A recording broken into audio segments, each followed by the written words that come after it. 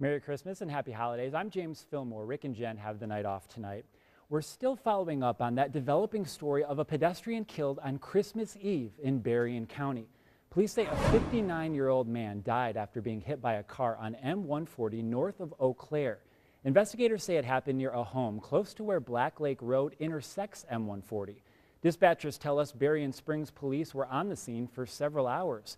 Police have not released the name of the driver or any other information regarding the crash. Investigators will learn more about a suspicious death in Berrien County tomorrow. An autopsy is scheduled for 62-year-old Christine Franklin.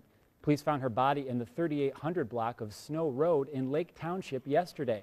They say her husband, Dennis Franklin, who had not been seen since the night before, returned home late last night.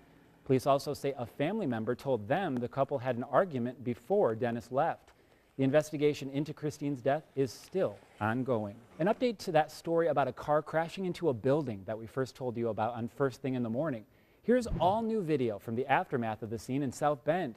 It happened shortly after 3 this morning on the 1300 block of Mishawaka Avenue. Police say the driver lost control and crashed into the building. No injuries were reported and no word on how much damage was caused. Police and fire investigators in Warsaw are looking for more information pertaining to an ongoing death investigation. Police say Sarah Gibbs was found dead in a house fire on Friday last week, but an autopsy shows her death was not associated with the fire. The coroner says Gibbs's injuries are consistent with an assault before the fire. Anyone with information is asked to call the Warsaw Police Department. Well, have you heard about this story? Police are looking for a driver who left the scene of a crash. Witnesses reported seeing a blue Caprice and a white Mustang speeding near the AutoZone on Lincoln Avenue, reaching speeds of more than 80 miles an hour. We're told the blue Caprice hit a white SUV in an intersection, causing the female driver to be ejected. She was taken to the hospital and her condition is unclear at this time. The driver of the Caprice was not injured, but police are looking for the driver of the Mustang who fled the scene. If you have any information, you're encouraged to call police. More than 1,800 applications were received from families interested in enrolling their 4-year-old children in the first phase of Indiana's preschool pilot program.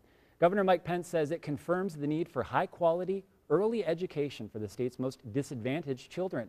The goal for the first phase was to enroll 350 children, but now the state plans to enroll 100 more.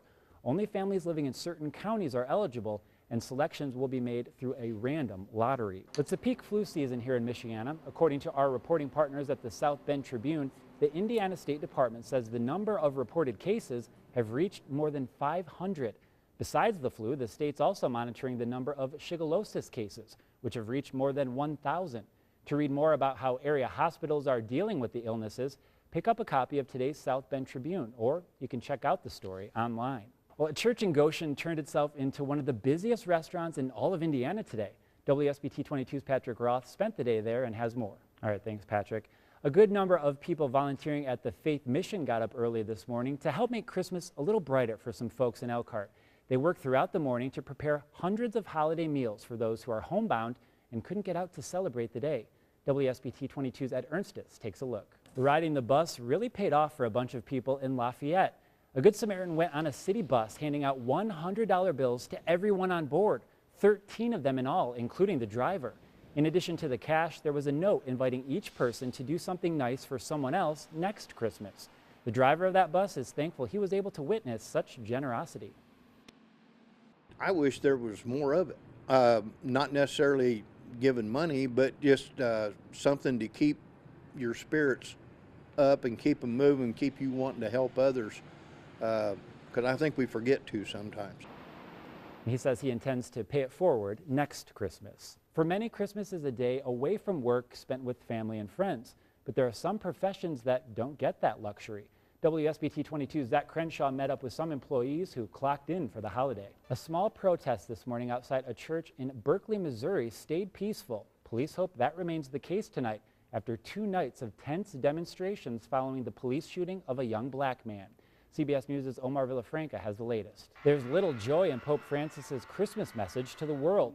He's praying for the families of the children killed in a recent terrorist attack on a school in Pakistan. He's also thanking those battling Ebola. About 80,000 Catholics were estimated to fill St. Peter's Square for his annual address. Can you believe it's been 5 years since gas prices dipped below $2? Coming up, find out where you can save money when you fill up at the pump. Come take a look at this. Our neighbors here at WSBT 22 are in the holiday spirit. So many lights and decorations. They live right across the street from us on Douglas Avenue. The only thing missing, though, is some snow, Matt. Yep. Don't know what to say about that. It's a muddy type of Christmas this year, and that's just how it works. Some years... I live in South Bend, so I certainly did not forget about that foot of snow that we saw in November. No, and people down in Plymouth, Warsaw, for example, haven't seen any yet this year. So incredible. Things will pick up, though. All right, Matt, thank you. Sure. Well, still ahead on WSBT 22, we catch up with a longtime Hoosier bell ringer that vows to keep chiming in for the Salvation Army. Whether you've been naughty or nice, drivers are seeing low gas prices around Michiana. In Berrien Springs, gas dipped below $2 a gallon. Other spots in the area have prices hovering just above $2. OPEC's decision to not cut production is one of the factors leading to the decline in crude oil prices. But experts estimate that prices will likely rise during late winter or spring when refineries switch to more expensive summer blends. According to AAA, nearly 90 million Americans are hitting the roads this holiday season. Still going 52 years strong, Tippecanoe County resident Bob Verplank has been ringing bells for the Salvation Army since 1962. He says there's no doubt that this time of year is all about sharing, even if it's sharing your spare time. He admits, though, sometimes Mother Nature isn't always on his side when he's out ringing. A full day of basketball, and we gave it to y'all right here on WSBT. What about you? Did you play basketball in high school or anything? No, I was a little too short, Oh, okay. but my dad coached it, so I was a very big supporter of the team. It's fun to watch, isn't it? Definitely so. All right, Matt's going to be back next. Well, here's the scene from Chicago earlier today from the brand new ice skating rink at the Maggie Daley Park inside Millennium Park.